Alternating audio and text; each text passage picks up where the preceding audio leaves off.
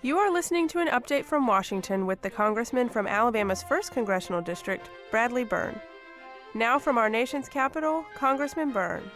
Welcome into this week's edition of An Update from Washington. I'm Seth Morrow, joined with Congressman Byrne, and today we're going to talk about issues impacting our national security. A lot of people are obviously worried about Islamic terrorism and people entering the United States. Last week, the House passed a bill that would address visa waivers. Talk about that. We have a program that we've had for some years, mainly with European countries, but some countries that aren't European, where we allow people that have appropriate documentation from those countries to come into America without going through the visa process, which means they haven't been very well vetted. And they can stay here for up to 90 days under these visas. Well, we know that there are 5,000 of these foreign fighters that have gone over to fight over in the Middle East from those countries, which means they could come back from those fighting, they could come into their own country, and then come into this country without having to get a visa. So we think that's a pretty big threat to the United States, and we passed a bill out of the House of Representatives by a huge bipartisan majority, and I'm told that it's moving on to the Senate, where it will be taken up there and I believe passed there. I hope it'll be passed by a big bipartisan majority that would stop that. And do we stop there, or are there other areas we can work on security? There's a lot we need to do. What we're finding out as a result of all of these incidents is just how loosey-goosey our laws are with regard to who gets to come into this country and how they come in, whether it's refugees, people seeking asylum, people coming in through visas. And so we need to take a broad look at everything. And we need to get a much better system for vetting who comes into this country on any basis and who doesn't get to come into this country. It's an unfortunate fact of life that we have groups out there, particularly this group ISIS, that want to export their terrorism to our country. I don't think the president's done a very good job of protecting this country. The Congress is going to have to step up and play a stronger role here, and we've got to do everything we can to force his hand to protect the American people.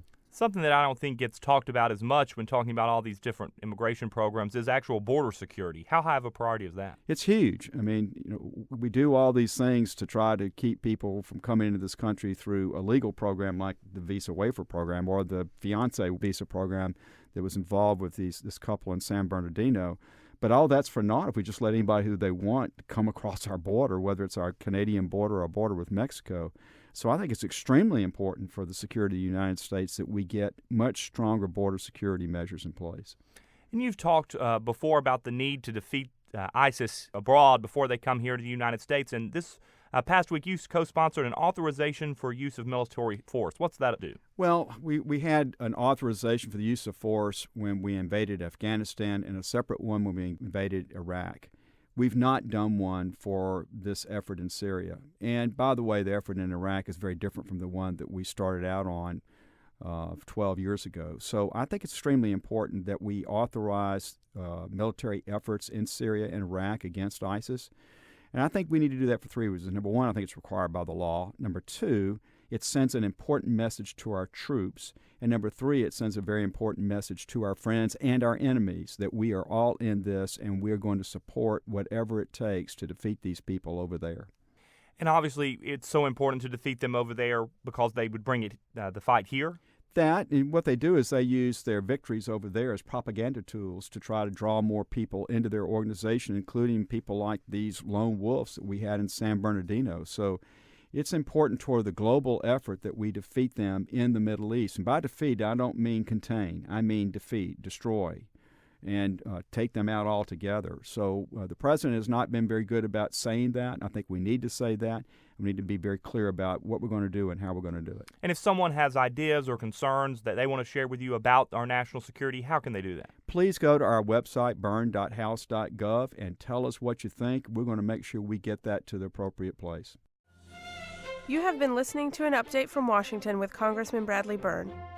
Congressman Byrne encourages you to contact him with any comments or questions.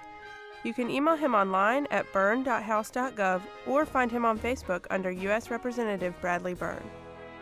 Stay tuned to this station next week for another timely report from our nation's capital. This broadcast has been pre-recorded.